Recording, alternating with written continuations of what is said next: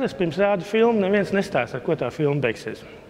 Mēs šoreiz bišķīt lauzīsim šo tradīciju un pateiksim uzreiz.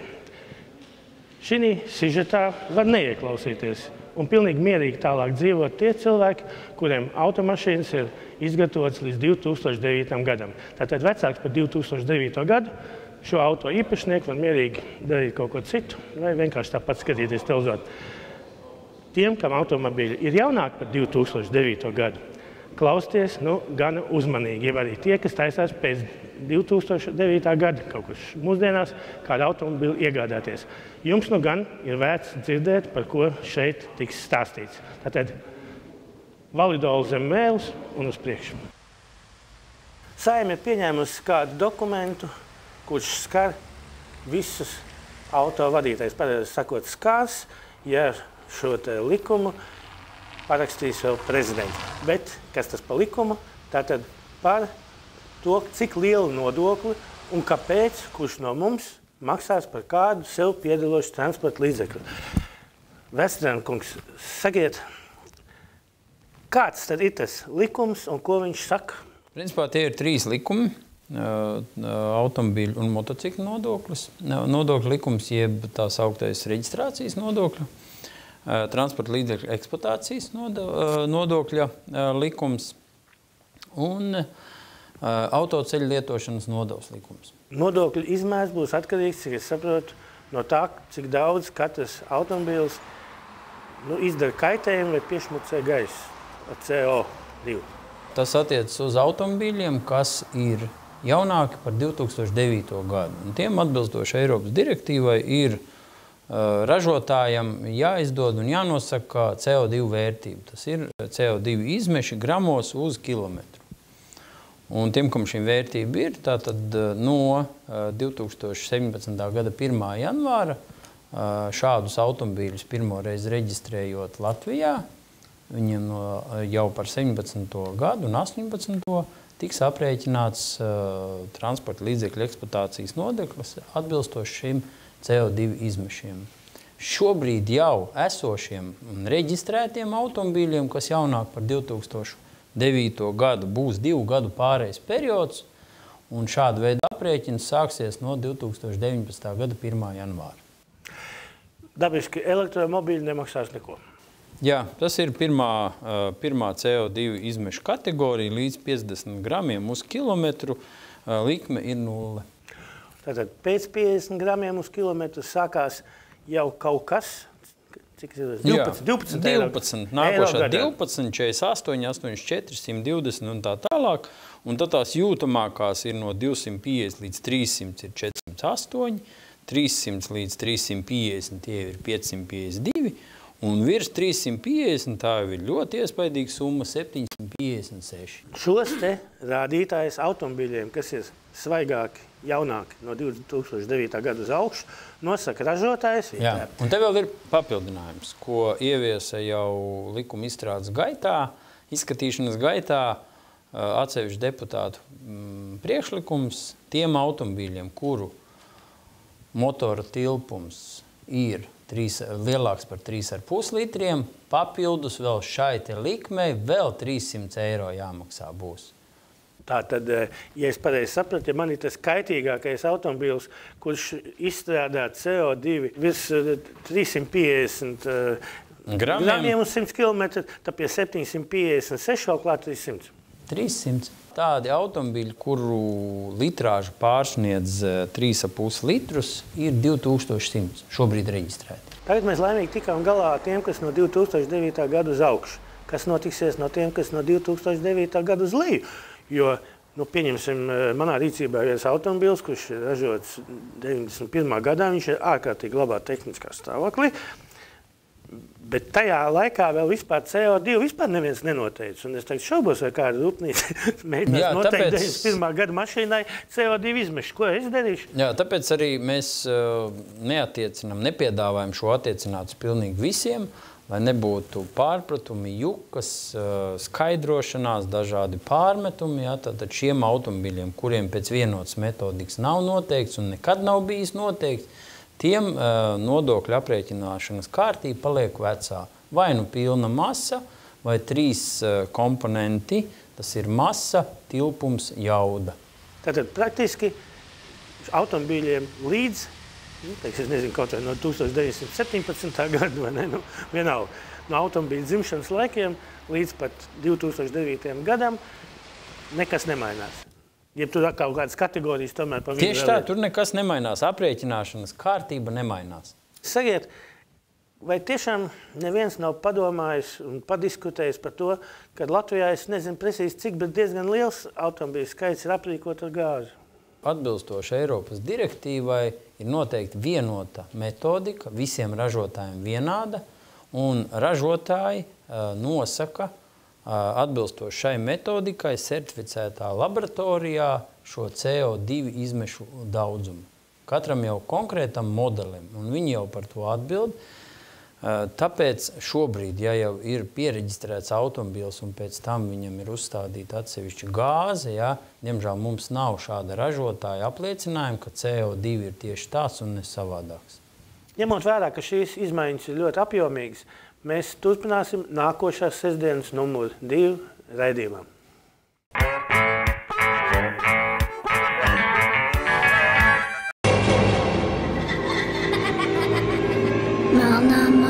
Gada laikā pa melnu ceļu gāja melns cilvēks.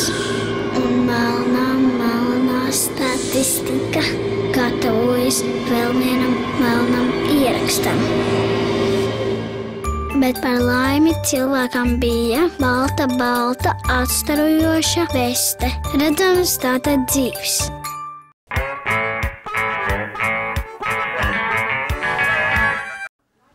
Grūti pat pateikt, cik gadu apakaļ Ceļu satiksmes drošības direkcija kvalifikācijas eksāmenos ieveda tādu tehnisko līdzekli kā datoru. Tiešām neatceros, tas bija ļoti sen. Bet šobrīd tiek veikti šādi tādi jauninājumi. Un konkrēti kā tie būtu? Jā, dators, protams, ir tehniskais līdzeklis, kā nodrošināt šo teorētisko eksāmenu. Bet svarīgāk jau par šo tehnisko līdzekli tomēr ir teorētiskā eksāmena forma un saturs. Un tas galvenais jaunums un tas darbības virziens, uz ko mēs ejam, ir tas, lai arī modernizētu šī teorētiskā eksāmena formu un saturu un pamazām, soli pa solim, eksāmenā sāktu ieviest jau dinamiskus jautājumus. Tas nozīmē to, ka eksāmena laikā pretendents tātad redzēs nevis statisku bildīti ar satiksmes situāciju, bet pretendentam tiks demonstrēts īss video klips ar noteiktu satiksmes situāciju, par kuru tad arī tiks uzdot jautājumi. Ja es pareizi saprotu, tā ir 3D grafika, vai tā gadījumā nepadarīs to eksāmenu dārgāku? Tiešām cenas celt eksāmenam mēs neplānojam tuvākajā laikā. Ir mums iegādāta speciāla datorprogramma, kas dot iespēju izveidot šādus video klipus 3 dimensijās. Un, kā jau es minēju, ir diezgan būtiski patiesībā, lai šie jautājumi būtu dinamiski, jo arī ceļu satiksmē, kad mēs braucam, viss jau notiek dinamikā, nav tā, ka tie gājēji vai tie pārējie ceļu satiksmes dalībnieki stāvēt uz vietas. Esošajā situācijā tas jautājums skaits tomēr ir ierobežots, un cilvēki nevis cenšas apgūt šos satiksmes noteikumus, zināt viņus pēc būtības, apgūt šos satiksmes drošības jautājumus arī, bet atcerēties šos eksāmena jautājumus un vienkārši mehāniski atcerēties pareizo atbildi un atbildēt. Šī datorprogramma arī dod iespēju šos vienu un to pašu jautājumu variēt, tā ka viņu būtībā atcerēties nav iespējams un bez noteiktām zināšanām arī pareizi atbildēt nav iespējams.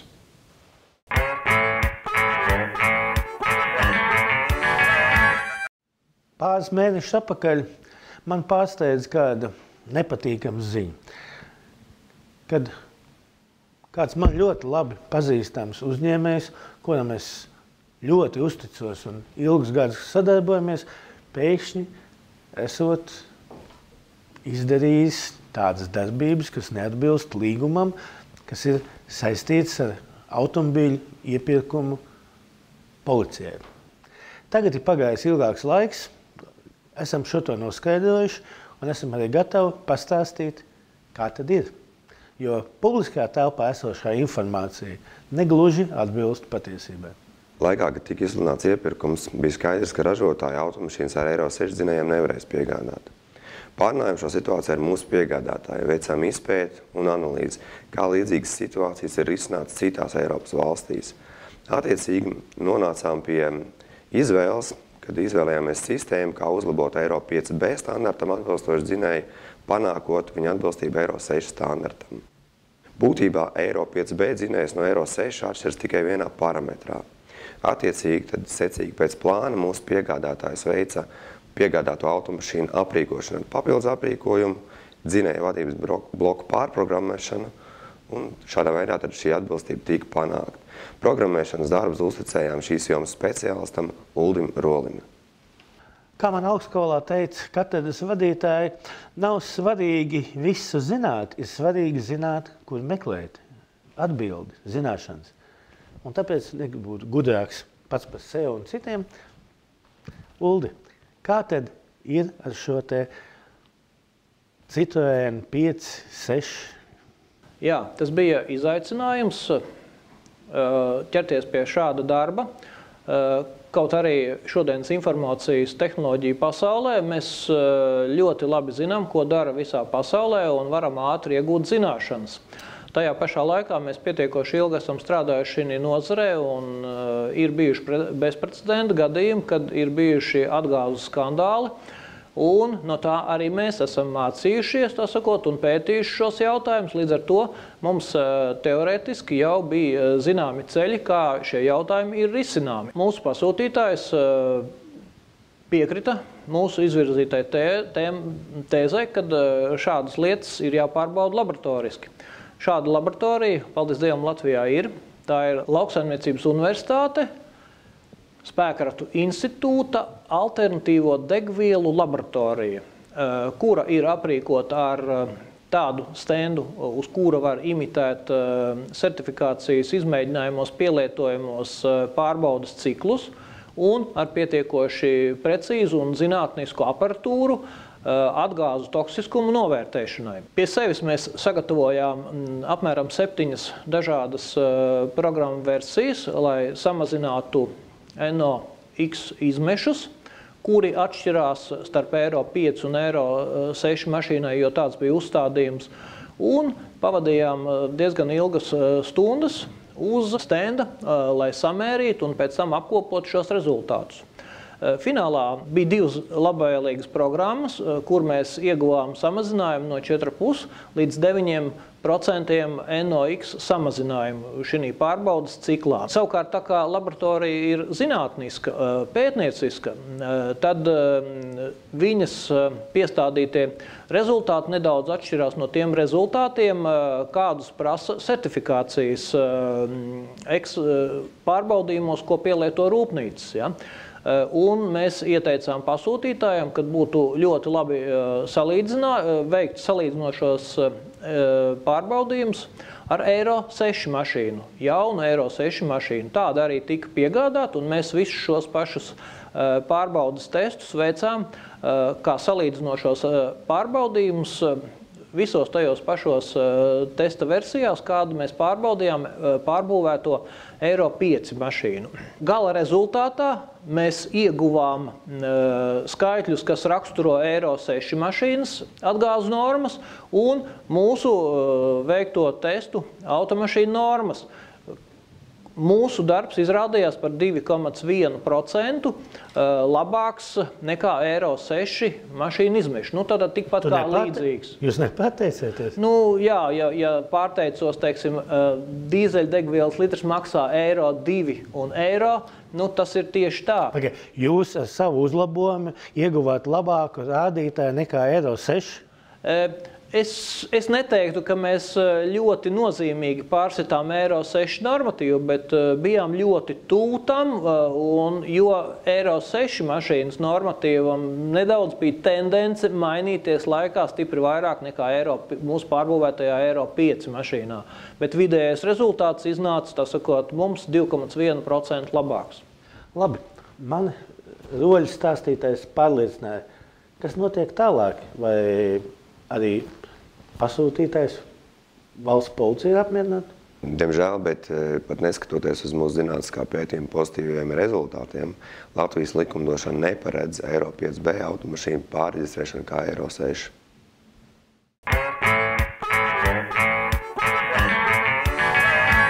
Jo tuvāk nāk Ziemassvētku un jaunais gads, jo vairāk mēs domājam par to, ko iepriekšējā gadā esam paveikuši. Un bez šaubām vislielākais prieks ir par labiem darbiem. Ceļbūves firma Binders, viens no, manuprāt, pagājušā gada veiksmīgākiem un apjomīgākiem pasākumiem ir Valmieras apveceļš un vēl ceļi, kas pie viņa pieved un aizved no viņu uz Valkas pusi. Nu, jāsaka tā, ka visā objekta garumā šajā sezonā būsim ieklājuši pamatā asfaltbetonu visas 3 kārtas. Esam rekonstruējuši arī ceļu pārvadu, izbūvējuši caurtekas un lielu daļu arī nobrauktojas. Cik dziļi mēs urbāmies iekšā zemē?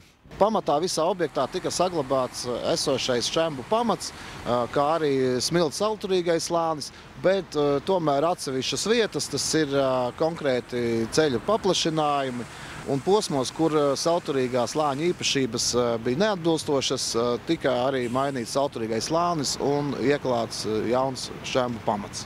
Turpat blakus kaimiņos apjomīgajam Valmieras objektam nemazāk apjomīgs Valmieras Limbažu virziena objekts. Jā, šogad iesākām objektu būvēt jūlijā.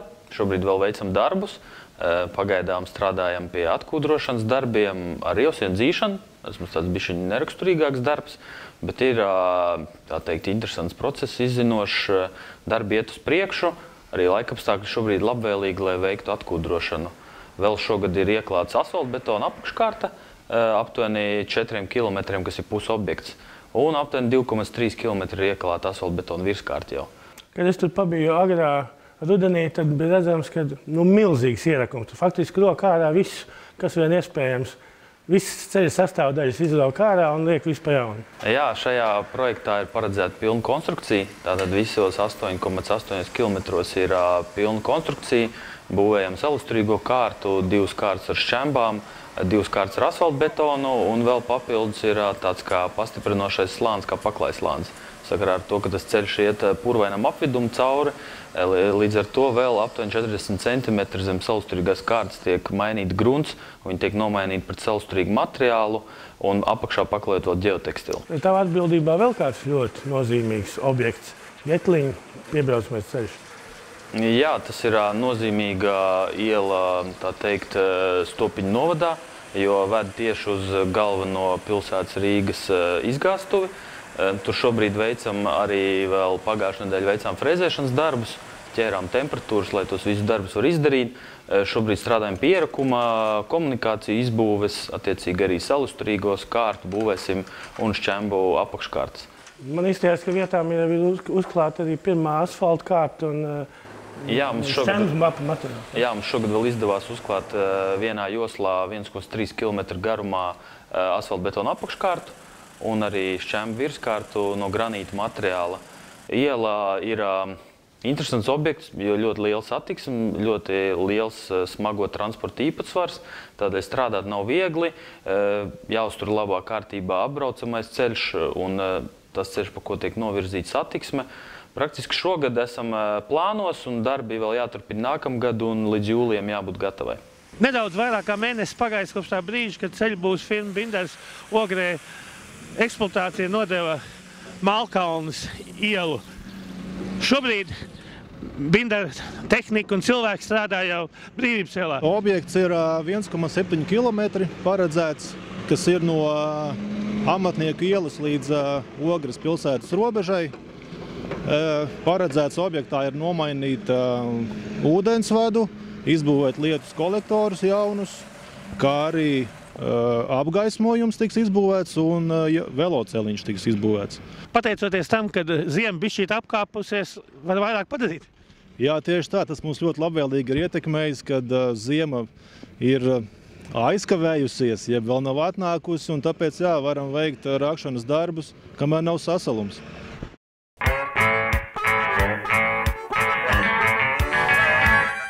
Ir ziema. Tuvojas Ziemassvētki, tuvojas jaunais gads. Kādi jaunumi pirotehnikas un salūtu jomā Latvijā? Pa lielam ir tāda liela izmaiņa kā likumā, kad no šī gada vairāk netirgo lielveikalos, kā bija varbūt pagājušā gada, aizpagājušā gada. Un visus iepriekšējos gadus varēja tirgot tādos lielveikalos tādas tā kā maziņas, kā saka, izbraukuma tirzniecība jāsaucamā. Vairs šogad tā kā nav.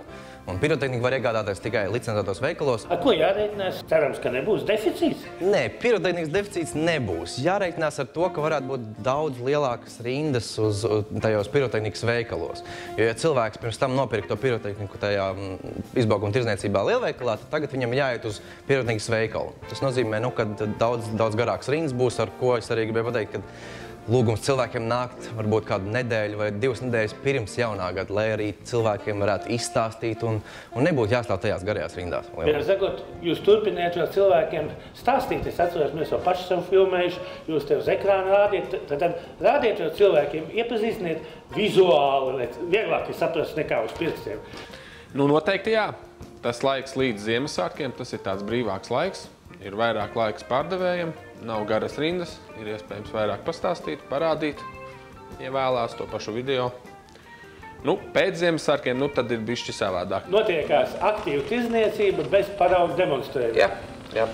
Bet kādi jaunumi tieši pašā pirotehnikā, pašos salūtos? Protams, ka kā katru gadu cenšamies ievest kādu jaunu, dažādiem efektiem to bateriju. Ir kādi, es teiktu, 8 dažādi jaunumi tajās baterijās. Šogad varbūt tāds lielāks uzsvars ir kombinētās kastes, kurās jau ir 3 vai 4 dažādas mazākas baterijas, kuras ir jau savienotas vienā garā rindā, kur piedzina tikai, un tad viņš izšauj līdz galam arī to. Neturēsim sveci un stobru bloku zem pūra, stāstīsim, kur tad var nopirkt. Jā, pirotehnika var iegādāties ļoti daudz īstenībā veikalos. Mēs izplatām mūsu produkciju 35 Latvijas veikalos. Ir saviem sadarbības partneriem? Jā, sadarbības partneriem. Rīgā, protams, ir mūsu veikaliņš Matīs ielā 103A, vai arī brauciet pie mums šeit, Rīgas Daugavpils šoseja 43. kilometrā. Tur, es teiktu, ka vislielākā tāda izvēle, ja? Vai sadarbības partneriem un Rīgas veikalā ir tikpat liels sortiments kā šitien te noliktavā? Mūsu Rīgas veikalā ir 80% no mūsu sortimenta ir tur. Pārējos Latvijas veikalos veikali tomēr izvēlās to produkciju paši pēc saviem ieskatiem. Gaume, Daugavpilī, Liepājā, Ventspilī, Jelgavā un Bauskā atšķirās. Jā, tiešām tā arī ir. Ja pieņemsim, mums šeit ir vairāk tāds, pat teiktu, Rīgā tādi sprakšķoši, ja, tad Daugavpilī ir tādi švilpjojoši efekti aiziet. Tiešām tā arī ir, statistika arī tā rāda. Kā katru gadu strādājam bez brīvdienām, no 11 līdz 7 katru dienu, un visos Ziemassvētkos, vecgada vakaros, vecgada vakarā vēl pēc tam līdz 7 līdz pēdējiem klientam. Gribētos uzsvērt no 1. decembra, no 11. rītā līdz 19. vakarā. Katru dienu. Bez brīvdienām? Bez brīvdienām. Un līdz pat 31. decembra pēdējām klientam 19. Tieši tā. Katros svētkos uzņēmēji, un ir tīpaši arī pirotehnikas izvēlētāji, mēģina klientus iepriecināt. Ne tikai ar salūtu, ar stobru blokiem vien.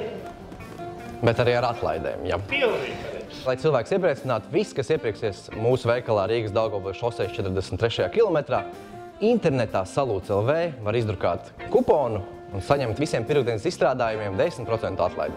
Pircēji, kur iegādāsies pirotehniku sākot no 200 eiro, atlaidi piemērosim bez kupona. Priecīgus Ziemassvētkus un laimīgu jauno gadu!